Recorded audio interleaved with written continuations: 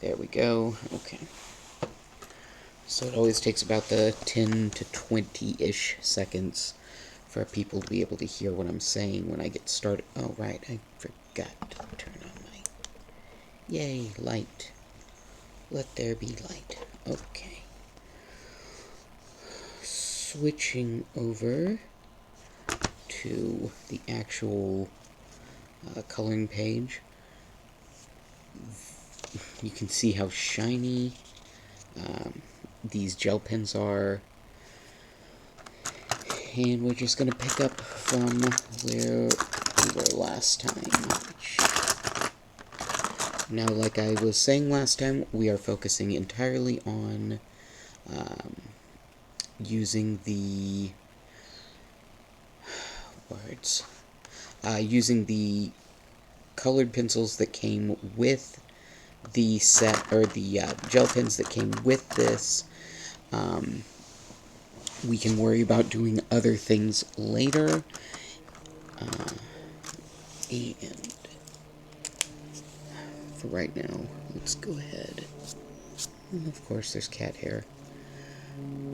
Because I live with a really long-furred cat, so no matter what I do, there will always be cat hair.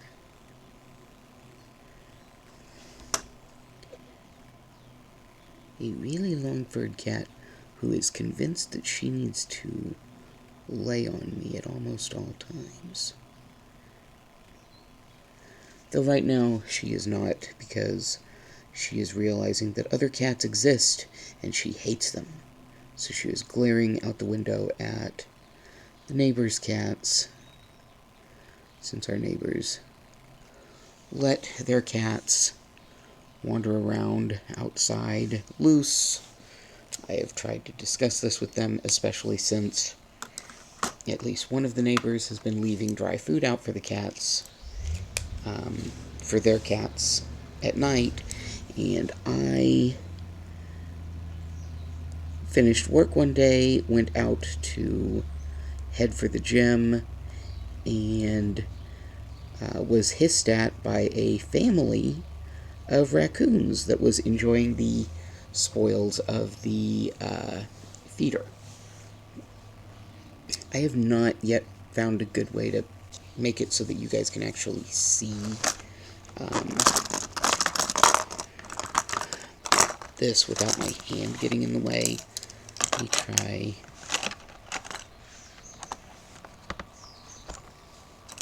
Well, no, that just gives you a view of the pencils themselves.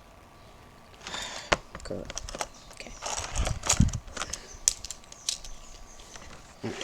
You're just going to have to deal with my hand getting in the way, because I'm right-handed. Well, ish. I'm quasi-ambidextrous. I could technically do this with my left hand, but it wouldn't be nearly as nice and tidy as it is with my right.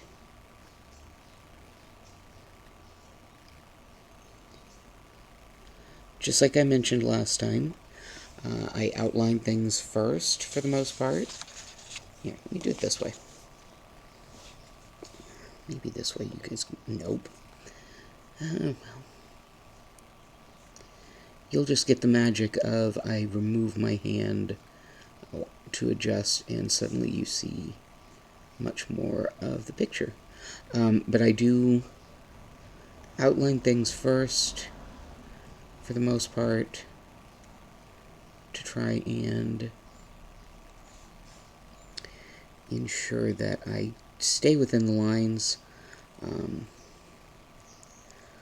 Sometimes it's fun to break the rules, sometimes it's fun to go outside the lines. In this case, I'm not doing so because, first time doing this. And I have, by the way, been discussing with friends what I want to do with the actual crafting stream. It won't always just be coloring pages, because I'm sure people will get bored with those if I were to do just coloring pages. So I will be doing crochet, if I can get it to work correctly. And I will be doing... I picked up a calligraphy kit when I was 12-ish. A group I was part of took part in a 1-hour calligraphy lesson. Very short. I was the only one in the group who actually thought, hey, this is cool, I'd like to continue doing this. As part of that lesson, we had all gotten a set of calligraphy pens, and the attempting to do calligraphy lasted roughly a week, maybe 2 weeks, because I had untreated ADHD, finally got my diagnosis like last year, and I'm on meds now that make it much, much easier to focus. But it was one of those things that I'd learned when I was younger, sort of, and I'd like to pick it up now that I'm older and can focus better. So we shall see if anything comes of it, or if it is just another of, oh, this is neat and shiny and gone. Which happens relatively often with me, but we'll see. I have many, many arts and crafting supplies. I do many, many different things, and most of them are a case of, ooh, shiny, and then gone. So, let's see. We are going to get this one outlined as well.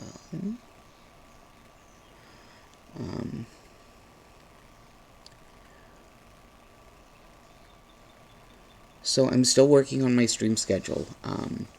Haven't yet figured out what I want to do. I do know that I'm going to continue with my super early Thursday morning at 2 a.m. Tour stream, because I'm having a lot of fun with that. It will continue to be off my main server. I don't want to do things on my main server, because I don't really want me or my guild to face potential harassment. It's a shame I have to worry about that. But as a LGBT streamer, that is always going to be a concern that has to be recognized. So,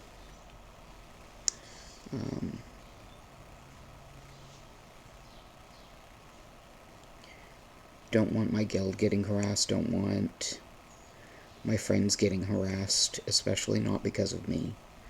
So, yeah, I'll continue to do the stream off my main server. I have had someone express interest in me potentially doing a stream of Secret World or Secret World Legends. I was one of the people who played the original Secret World, so I do still have that available. And then I've got Secret World Legends as well, so that is also an option. That would be if I expanded to another day, I guess, instead of just doing what is currently going to be Sunday afternoons. Hello, 109-109. 10109 actually is my former roommate. They are an awesome person. They are a wonderful and amazing artist. I love seeing their art.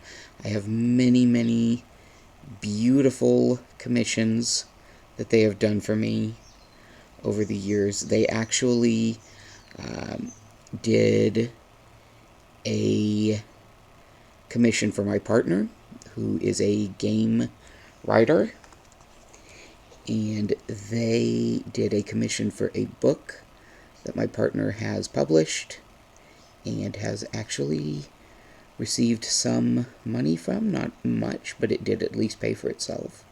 So there's that. Okay, so I don't know how well you can see, because I'm pretty sure my fingers keep getting in the way of the actual coloring going on.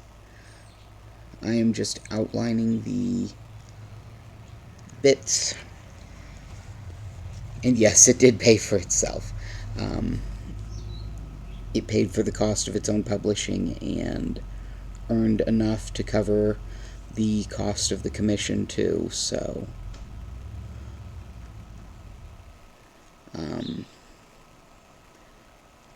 but yes, 109 is an amazing artist. Feel free, if you're still doing commissions, I know that you've been doing a lot less of those due to various reasons, but if you do want to, you can drop a link to your commission page in the chat. I will not be bothered in the least, and at some point I will figure out how to set up my thing so that people can actually see the chat in the stream, or in the YouTube, because everything I do for the streams goes up on YouTube after I complete it. But a friend of mine uses OBS, which makes it a lot easier, because you can see him responding. You can see what he's responding to. I'm just using the base Twitch Studio because well, for someone who works in tech support, you would think I am a lot more tech savvy than I am, but I am not. I am really good at really specific things, and what I'm really, really good at is Dr. Google, when it comes to machines that are acting up. Which is why I get high praise from my boss when I have my performance evaluation, since I had one of those just yesterday, or not yesterday, but Friday, which was great, because I actually had a call on Thursday night that ended up being 3 hours long and kept me 2 hours of overtime. So I was a little worried about it, especially when my boss goes, "Hey, I need to talk to you today." Oh, fun. So there was instant anxiety there, and then he's like, "Yeah, we just need to do your performance evaluation." I'm like, "Oh, I thought this was about that call." And he's like, "Hey, yeah, what happened with that?" I'm like, "So here's what happened." And he says that I didn't do anything wrong. He's annoyed at the resolver group that I had sent it to, because what happened was there was an outage. And outages, I'm just a first level desk tech, so I'm not the one who actually fixes the outages unless it's something simple. But in this case, it was a broken link on one of the websites, and it was a link that I couldn't fix. I had no way to fix it. So I sent it up to the resolver group. The resolver group has recently been folded in and taken entirely in-house. It was previously working with another team, but that team has been dissolved, and so it's all been folded together, and the people in the resolver group were convinced that the problem was different than what I kept telling them.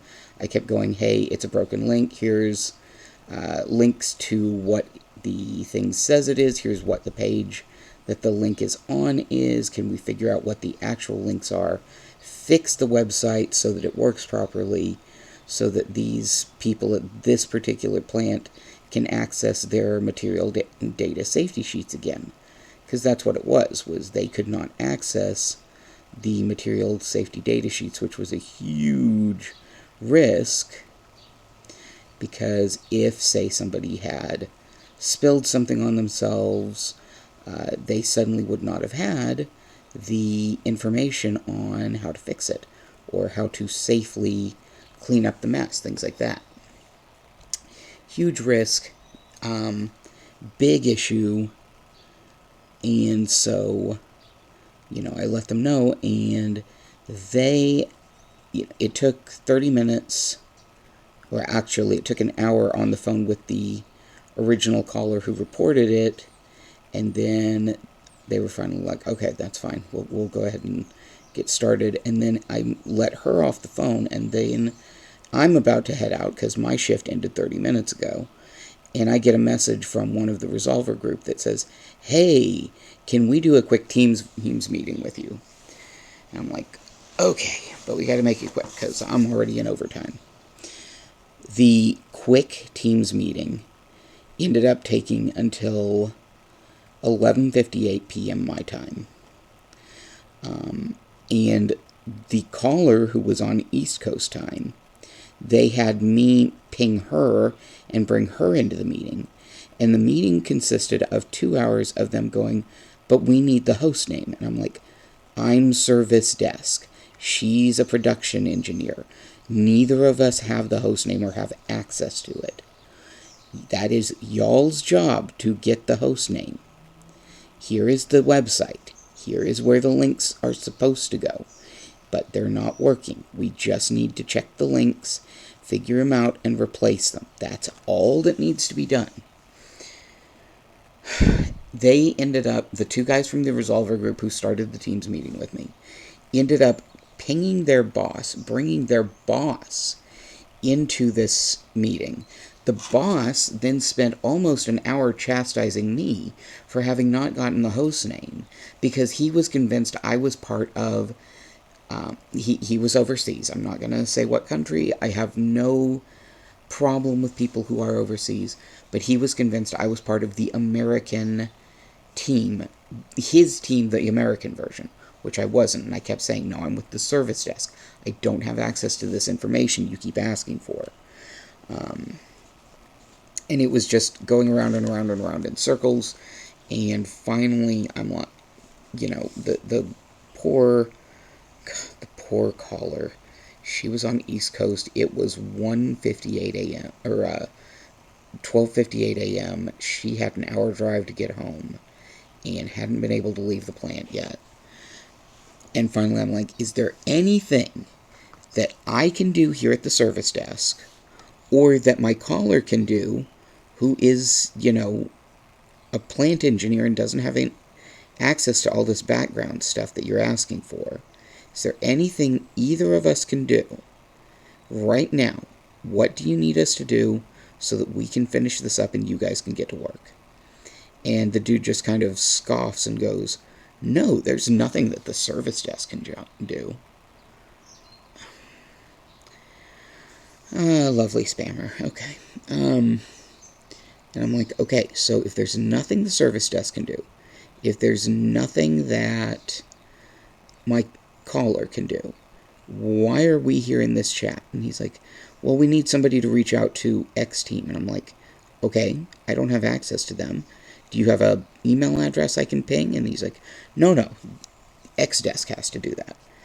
I'm like, then why are you telling me to do it? I can't. I'm service desk. At which point, he apparently got it through his head that I was not who he thought I was. And suddenly he and his team dropped the call. And I apologized to the caller and was like, I am so sorry. And she's like, they basically just spent 2 hours training me to never call in an outage when my shift is almost over. I'm like, again, so sorry. I did not. There was no reason for any of that. So, yeah, my boss was basically like, okay, yeah, you didn't do anything wrong. If we get any blowback, I'll explain what happened to the bigwigs. So, I don't think anything will come of it. But it's good to know my boss has my back. He's I know a lot of people bitch about their boss, things like that, but my God, he has gone to bat for me so many times. He's awesome. He, like, originally I was on overnight shift with this desk, which was great. I loved it. I worked 3 days a week, but 14-hour shifts. For me, it was perfect. It just meant 3 days a week. I pretty much did nothing but sleep, work, and eat. And then the other 4 days of the week, I had to run errands, to do, all the things that are just part of everyday life that you don't have time for if you're working a 9 to 5 Monday through Friday. And when they went, okay, we're moving the overnight shift to this overseas desk, we're not going to have it in the US anymore.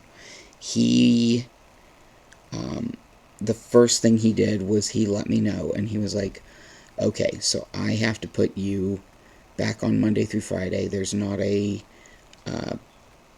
3-day a week or 4-day a week shift for this. So I'm going to put you on the latest possible shift, because I know that you do not do well with having to get up in the morning. Because I don't. My natural inclination is to sleep until like 2 in the afternoon, and go to bed at like 6 in the morning. But with this shift, I go to bed at 4 in the morning. My hand is covered in glitter. Which is okay, because yesterday it was covered in ink because I was working with a fountain pen, and the instructions for that particular pen had said, hey, before first use, make sure to store it with the cap down so that the ink doesn't all flow to the back of it. And so I did, but I'm pretty sure they had not anticipated that. First use taking months before I actually got around to it.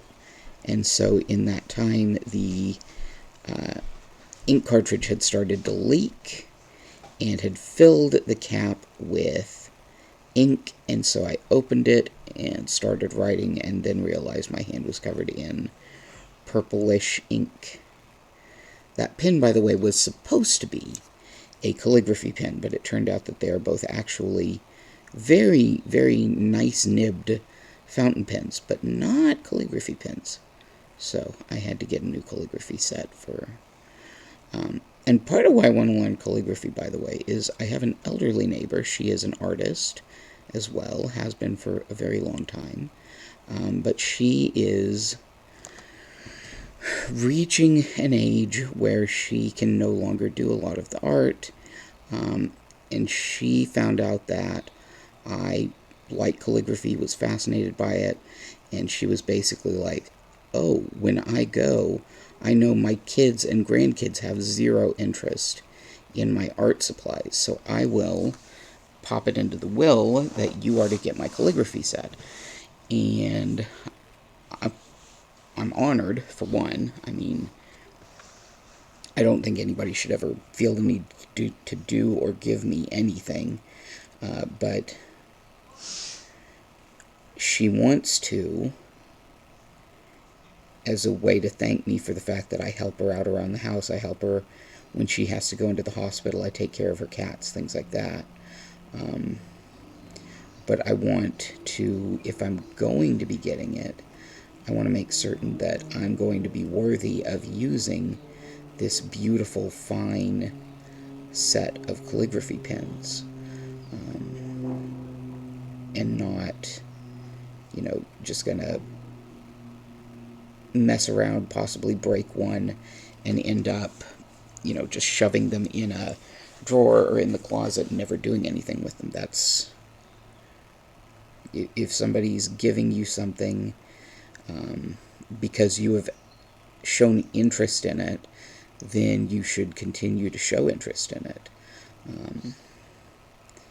Now, I am not one of those people who's like, oh, you have to take your parents' fine china, whatever, because, like,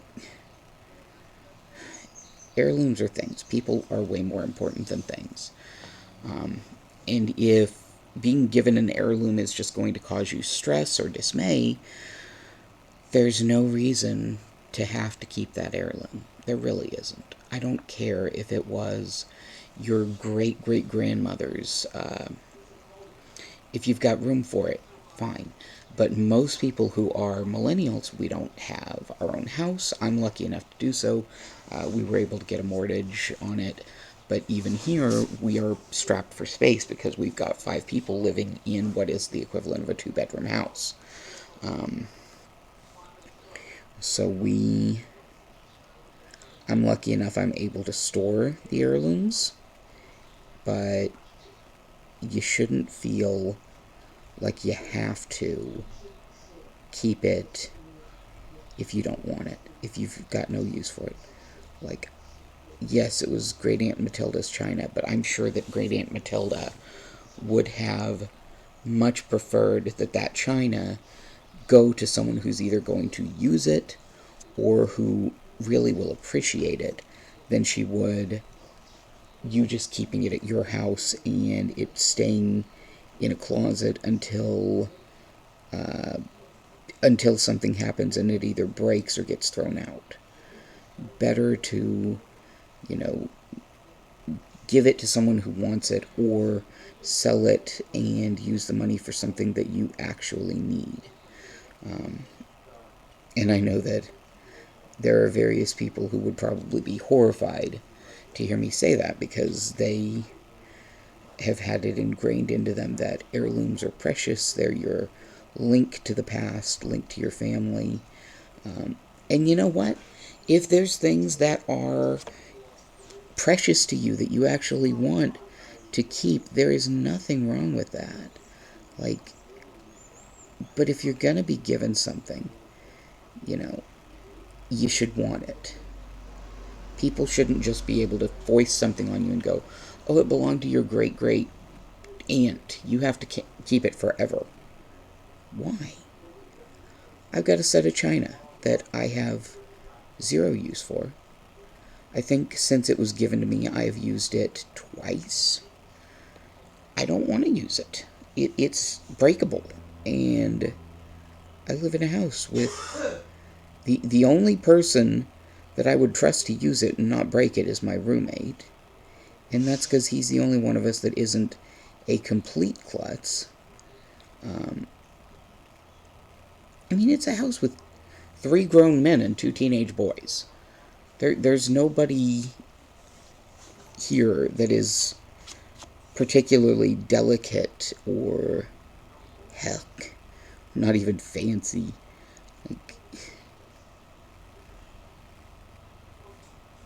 I buy our dishes at Dollar Tree because they're $1 each. And should something happen and they break, I'm out $1. I'm not out, the massive amount that so many sets of china are. And these dishes are actual china. They're like from Bavaria. They're hand painted and gold embossed, and the hell am I gonna do with that? I can't put it in the microwave. I can't put it in a dishwasher. Not that I have a working dishwasher, but if I did, I can't use it. I'm sorry, I don't feel like hand scrubbing plates any more than I have to. And if it can't go in the microwave, that's not very useful to me because, I pre-cook things on Sunday so that I have food for the work week. If it can't be microwaved, then not particularly useful.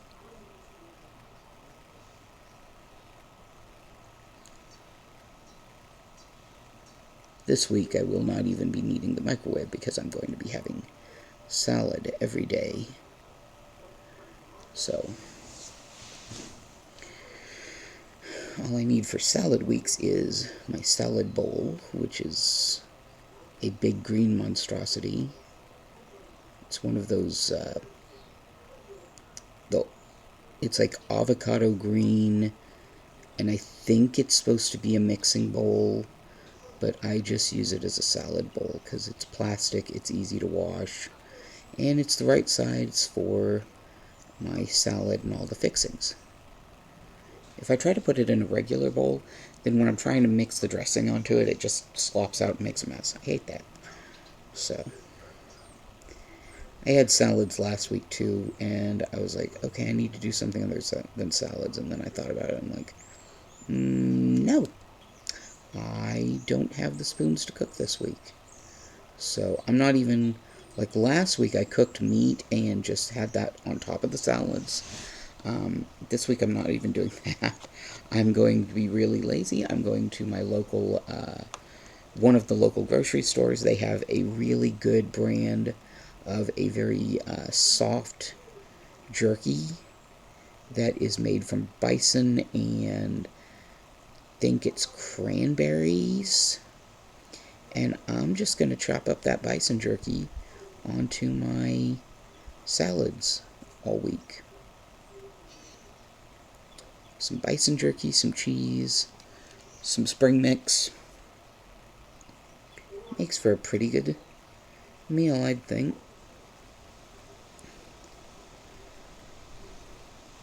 Also, instead of getting fancy with the cheese, I just buy the pre-cut up snack packs of, I think they're called Sargento Smart Snack, something like that. I don't know. It's Gouda and cheddar, and it's delicious, and it's 110 calories. Because I am still watching calories,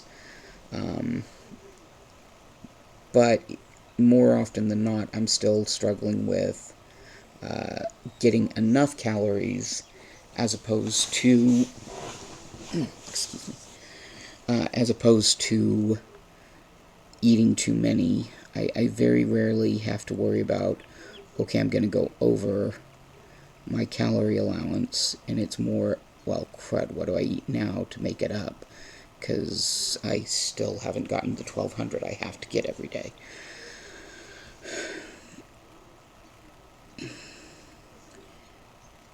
Don't ever use the BMI, folks. It completely screwed me up trying to match this impossible target that it was set based on Frenchmen who were living in a famine at the time during the 1800s.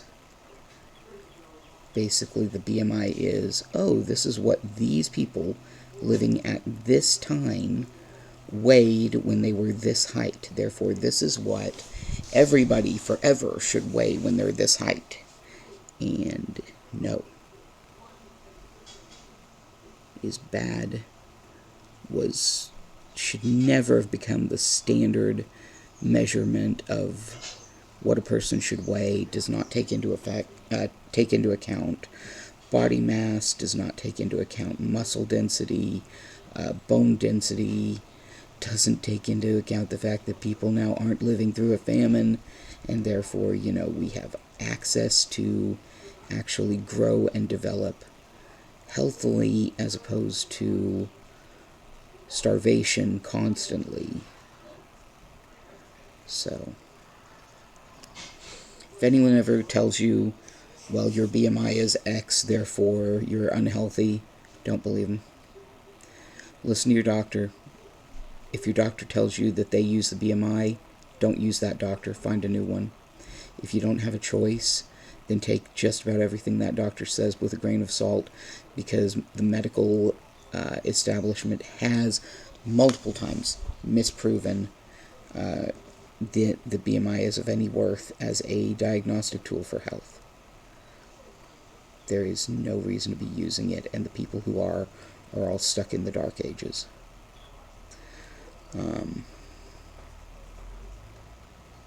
And honestly, anyone who tells you that your worth is contingent on your weight, don't listen to them either. I am very much a proponent of healthy at any size. Pay attention to your blood pressure, pay attention to your blood sugar, pay attention to how you feel. If you are not comfortable in your body, then do what it takes to change it, but do so in a healthy manner.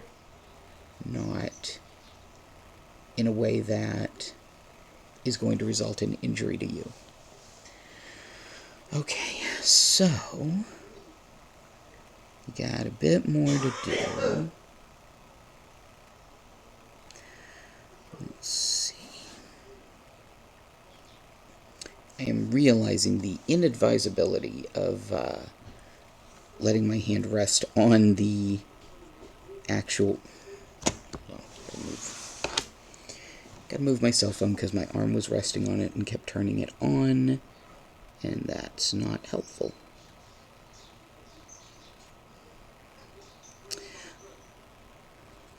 I think I mentioned before that I am working out at the gym. I've now got it to where I do that 3 days a week, and I have been increasing the number of repetitions on when I lift and the number of pounds that I lift. The first week I increased those, I made the mistake of increasing both at once. There is a reason I say that I made the mistake of, because it was very much a mistake. It was a bad decision on my part, being careful not to repeat it. I am now up to 60 pounds on each of the things that I lift. I will be moving up to... Wait, no, I'm at 50 pounds. I'll be moving up to 60 this coming week.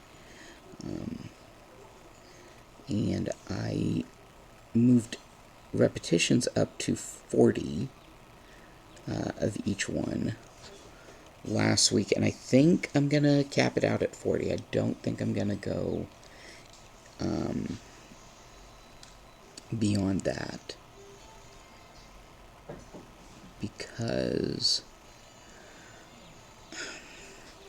a big part of why I'm doing this is I was recently diagnosed with having arthritis in one shoulder that I have injured repeatedly, and I don't want to risk losing that range of motion in that shoulder. I don't want it to be where I suddenly can't do necessary things with that shoulder. So, but I also want to get stronger at the same time, so I'm trying to figure out with it, do I want to push myself past... Oh, that's a lovely view. Change the angle I'm holding the pen at so you're getting a bit... Oh, you guys still can't see anything. Oh, well. But I don't want... You know what would probably help? Let's try flipping this over and then just...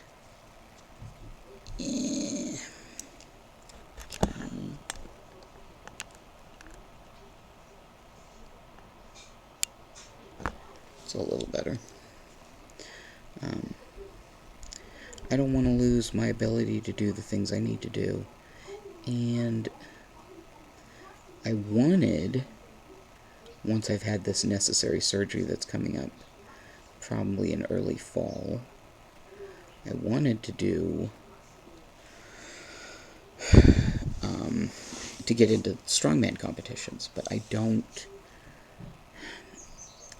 know that that's going to be something I'll ever actually be able to do at this point. The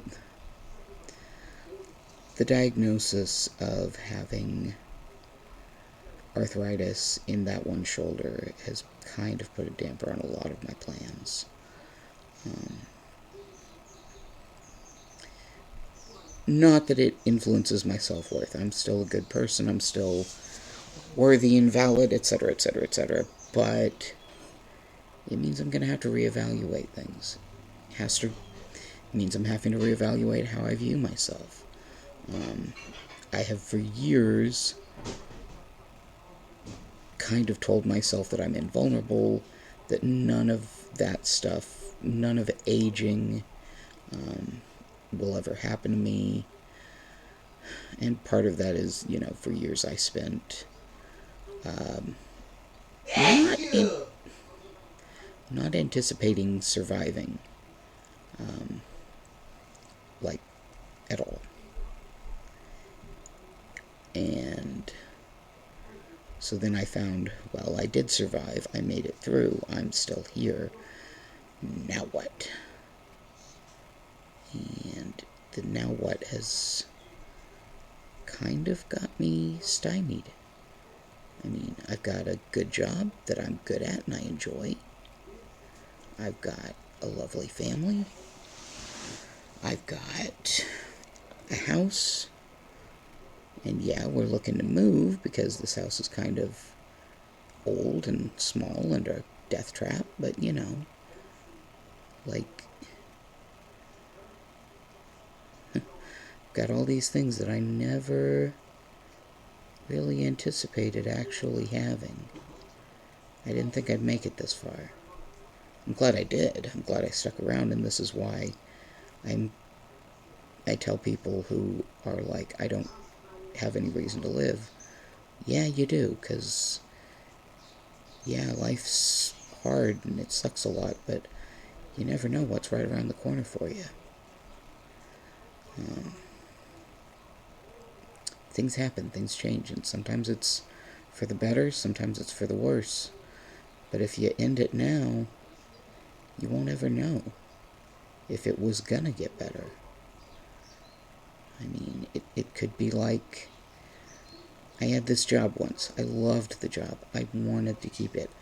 But I couldn't ever get enough hours to be sustainable. And I went and I found another job. Well, I went in to tell my boss, hey, don't bother putting me on the schedule after this, because I had to find another job because I couldn't find enough hours. And the day that I went in and told him that, he's like, you're kidding me, right? I'm like, no, I'm not. And he's like, I finally was able to schedule you for 40 hours. I'm like, well, crap, I've already committed to this other job. I'm sorry, I can't back out now, but if I had, I don't know. I don't know if things would have gone better if I had backed out of the other job and then stayed. You won't know. Doors open, doors close, life continues. Every step you make, every single day, things change. And sometimes for the better, sometimes for the worse. But if you're not there, if you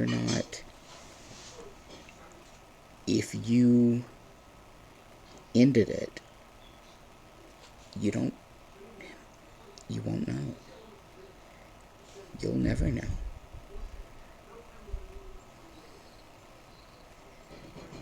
And this is not, by the way, me saying stick with a job that you hate because it might get better. No. If your boss is mistreating you, if the work is not good for your mental or physical health, if you're not being compensated fairly for your time and efforts, then absolutely find something better.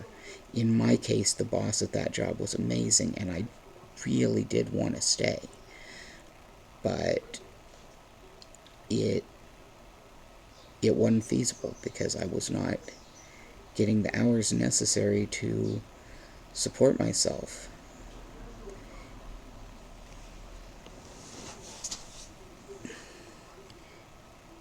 So, especially right now, by the way, people, right now is a great time to find another job, a better job, because right now jobs are desperate and they're actually giving in to the demands that employees have been making for years and have been getting laughed at for.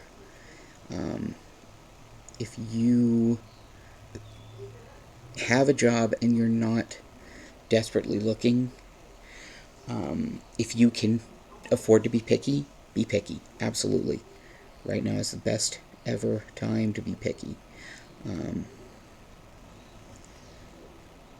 Don't let yourself be bullied into a job that you're worth more than they're giving you for it. Oh, and of course I'm going to get political, because of course I'm getting political. For those who are like, well, Biden says that you have to take a job if you're offered one, regardless of how much they pay and stuff. No, he didn't. He flat out said, if you actually listen to the full clip, he said, when he did that, it's about your dignity. Yeah, he said it's about your dignity, and you need a job that befits your dignity. And he said that as part of that speech, he said, so employers need to start providing a living wage to their employees. They can't keep paying starvation wages and just because people have nowhere to go. Because right now, people have places they can go. People have things they can do. They can choose. Which is how the job market should be, by the way.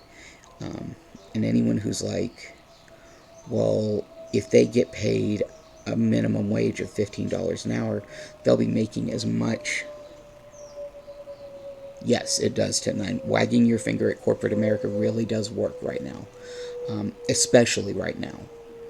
Because right now, like I said, they're desperate. They cannot find places or people to fill their jobs. And they are starting to give in. They're starting to realize what they've done for years is just not going to fly anymore. And I'm very glad that we actually have a president who, yeah, he's saying if you're offered a job, you have to take it. But that's the way that unemployment's set up. Unemployment is set up in such a way that if you don't take the job, you lose your benefits. But the thing is, nobody said you have to be applying for jobs that aren't going to pay what you want. You don't have to get a fast food job or a retail job if you don't want one. You can pick and choose. If you want to be making X amount an hour, apply for jobs, even if you don't feel qualified.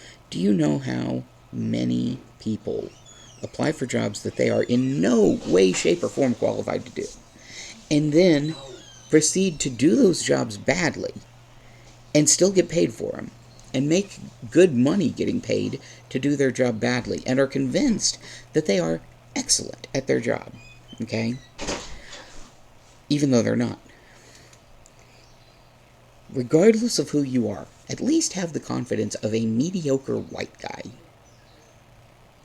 At least have that much confidence in your ability to do your job.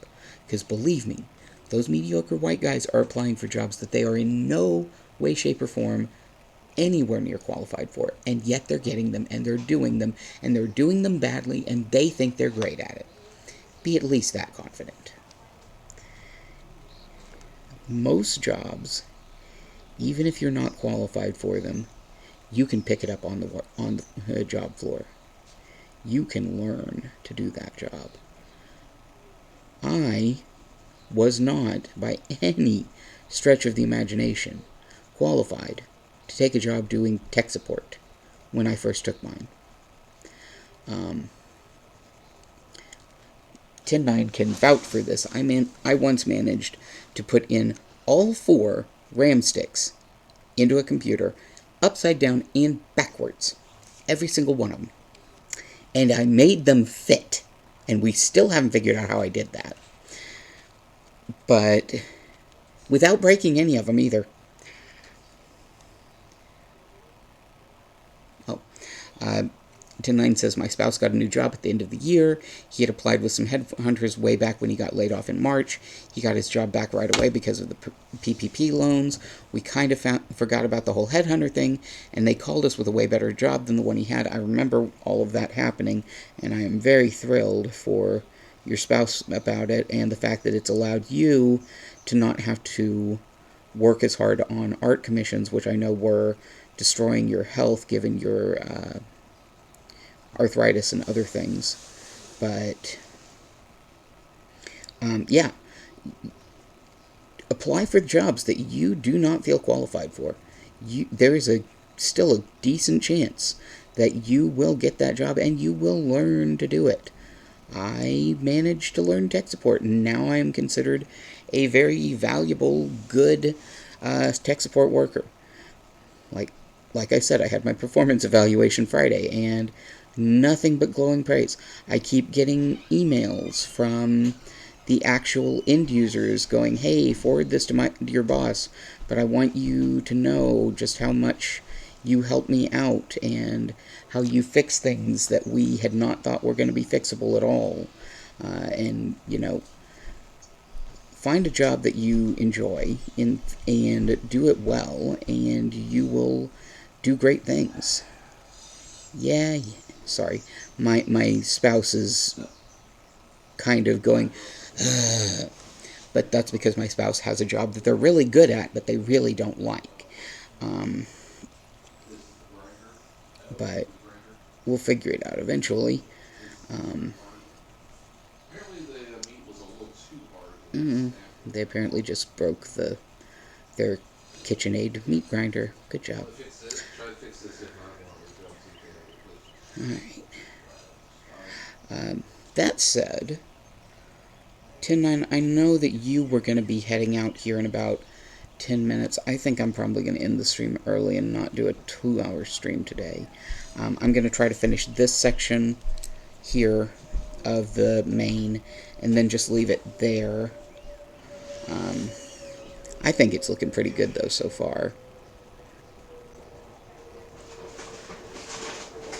And part of wanting to end the stream is the fact that, somebody is no longer distracted by Mass Effect and therefore is probably going to come up here and watch anime. So I need to be ready to end suddenly if that happens.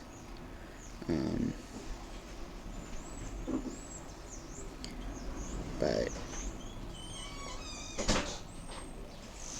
eventual goal is a 2-hour crafting stream once weekly, and the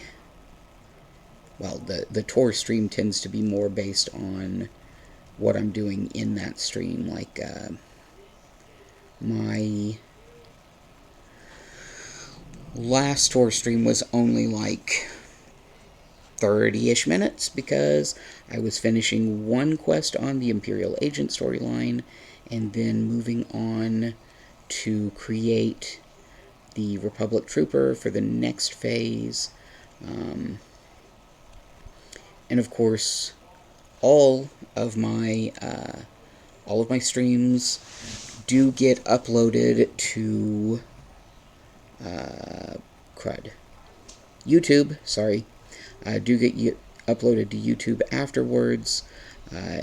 You can find them. I think my YouTube handle is Cuddlewish Creations. I'm pretty sure it is linked somewhere on my Twitch page. Heaven help me if I can figure out what my Twitch page actually looks like.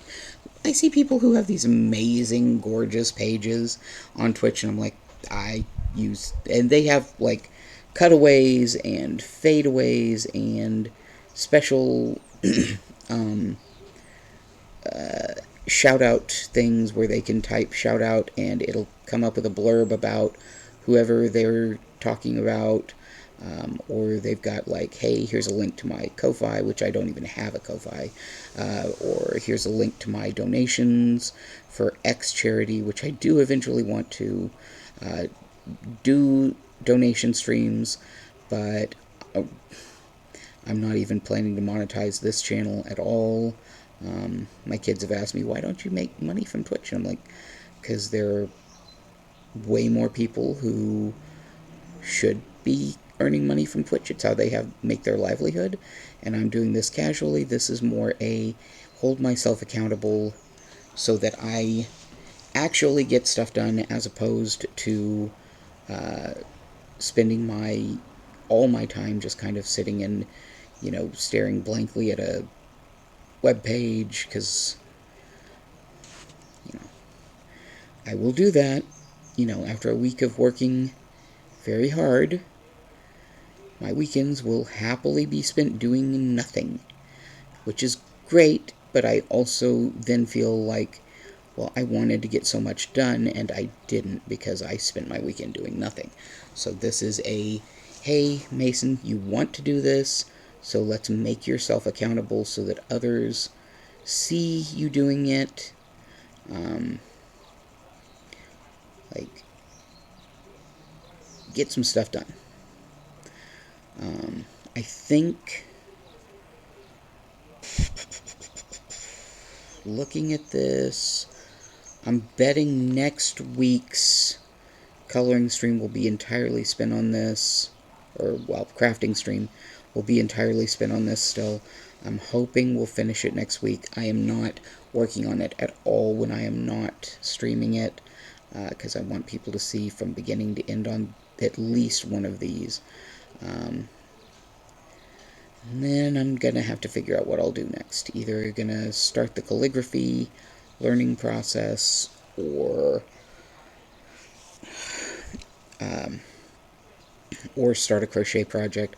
I have several that are currently on the hooks already, so I could work on one of those. Sorry, this couch cover is kind of slippery, and I kind of steadily slide down as I am working on things. So,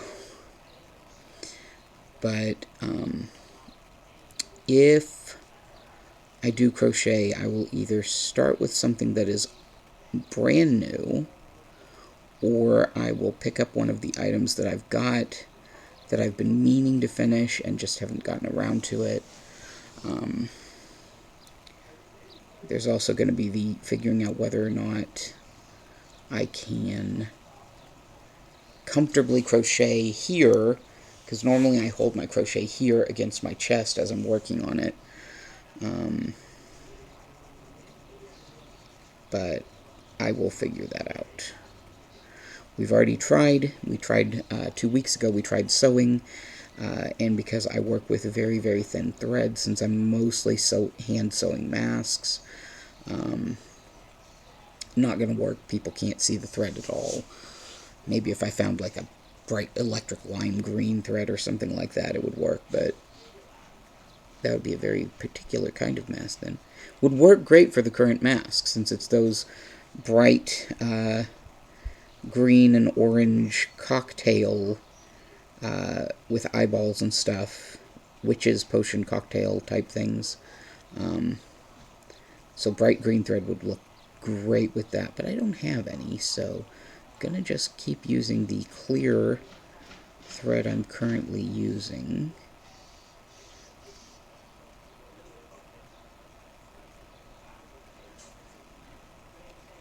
I really do need to work on that mask, though. Maybe I'll do that after I'm all done. Okay, so that gets us to the next phase. Going to be a lot of purple next stream, because I've mostly reached that point. I do think there will be more blue here on this particular strand, but most of this is going to be purple. And I'm not sure what I'm going to do with the horn. I don't know if I'm going to leave that as is or choose one of the other colors to do that. That'll be a decision that I make when we get closer to that. But for right now, I do want to thank everyone who came out. I'm going to pop back over it. There we go. I do want to thank everyone who chose to join the stream. It was very fun having people actually in it for once to chat along with. I do want everyone to make certain that they stay safe, stay sane. The world is kind of crazy at times. Don't forget, you're worth everything. Love you, 210. Do not forget your worth. Do not let anyone convince you that you are worth less than you are. Be great. Do great things. Love yourself and love others. And I'll see you next week.